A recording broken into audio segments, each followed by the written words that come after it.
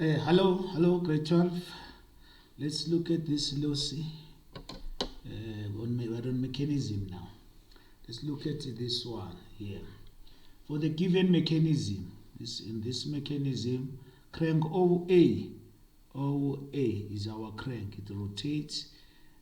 Through its rotation, it's moving this one. It's moving this arm here. So crank OA, like when you are pedaling a bicycle, you are cranking. With your pedals, you are cranking. As you move them up and down, you are rotating the sprocket. So even here, this will be a crank. It's a mechanism, it's a crank mechanism that is here.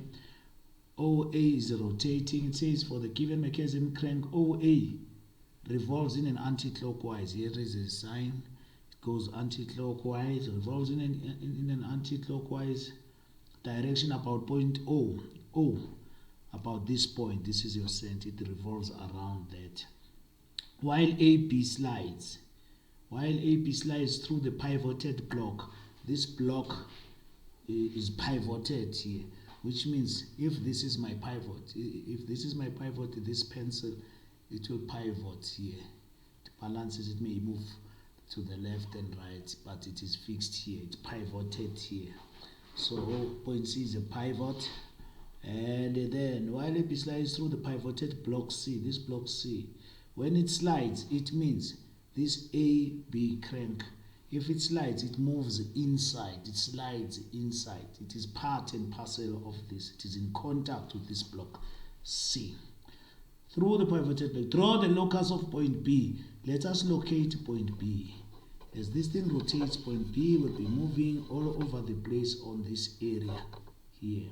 So we will locate it. We're finding the locus, meaning we are locating, find the position of point B throughout one revolution. Draw the locus of point B for the one revolution of OA. If it revolves once, let's locate B. So if something rotates, we know that we will make our 12 divisions here,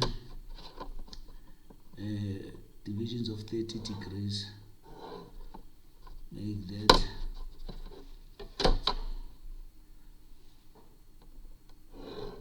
There we are. This one is already there, and also on the other side. It is there. Now, I've divided as it moves clockwise. Maybe I will say it's 1, 2, 3, so that I want to number these so that I'm able to locate these points through my numbers, because when I have got many lines, I cannot see clearly with this one corresponds with which one. Let me check. 1, 2, that is 0. 1, 2, 3, 4, 5, 6, 7, that is 7. I was busy talking. I can see now that I cannot get 12 divisions. Here it is 7, it is 8, it is 9, that one is 10, 11, and 12. Yes, and 12. Now, after I've done that, I know at one stage this arm AC will be at 1. If it is at 1, but definitely it will pass through the pivot. 1 in the pivot. This arm will be my 1. And then 2 also. It will be at 2 at some stage. It will pass through the pivot. That will be my 2. 3. It will pass at 3 at some stage. That will be my 3. My 4. So on and so forth. That will be my 4. This will be my 5 here. Passing through. You see now why I'm numbering. They are not in an alphabetical, not in a chronological manner. They don't follow each other. We've got 3, 5, 4, and then 6 will be somewhere here. There is my 6. That That is my 6 there. I'll have my 6. I will have my 7 there, passing through here. My 7. My 8 will do the same. 8 is here. There is 8. 9 will also pass. Where is 9? 9 is there.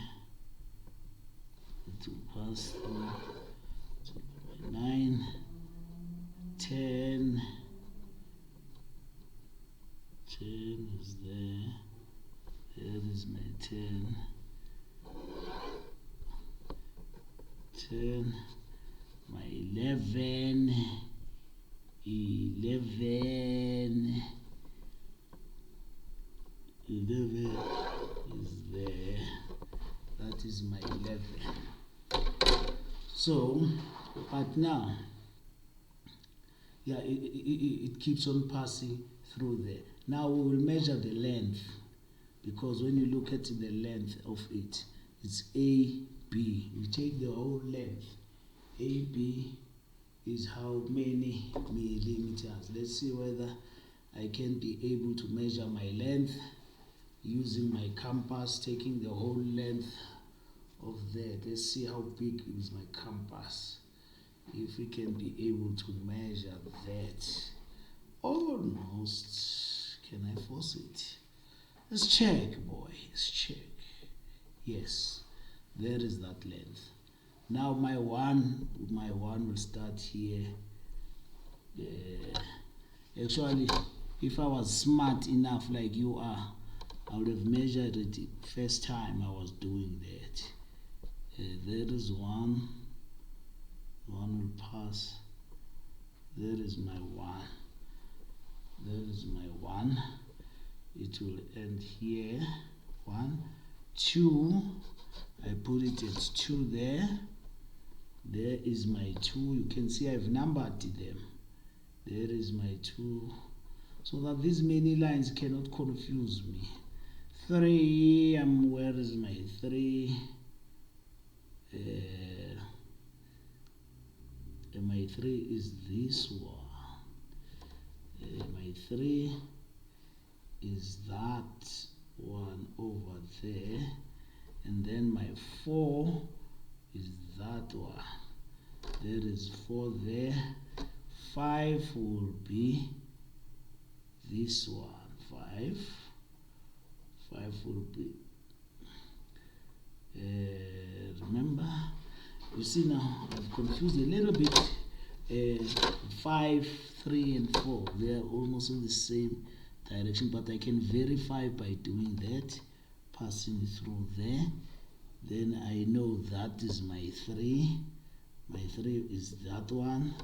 Here I know it's my 3. And then my 5, because they are almost closer to one another. My 5. There is 5. There is 5. As it passes, yeah. It will be my 5. My 5 will be there. There is my 5. 6. 6. There is 6. On the other side, 6 will be there. Okay, it's a bit longer with 6. 6, it is a bit longer with 6. 6 will go right up until, not sure whether you can see it there. Yeah, 6 goes up to here. 7. My 7 is there. And also 7 is longer, it's somewhere there. So this line of 7, I may as well extend it. 7 will be here. 8 will be there. Extend my 8 a little bit. My 8 will be there is my 8. My 9. 9 is there. There is 9. See my numbering now is working for me now. I don't have to trace a line that I might not be able to see. 10, 11 is the 11, and 12 is there. So look at what I do now. I move from 12. It's 1, 2, 3, 4, 5, 6, 7, 8,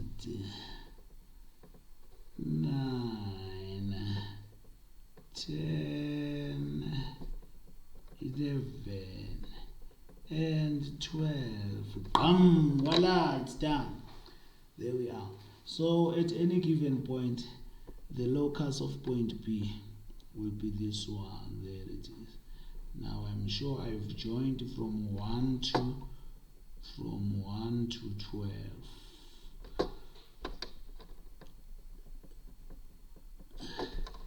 Don't worry about my shaking hand. Yours must not shake like mine. Mine is shaky. We have located now. I hope you have enjoyed it. I'll see you next time when we do another one. Thank you.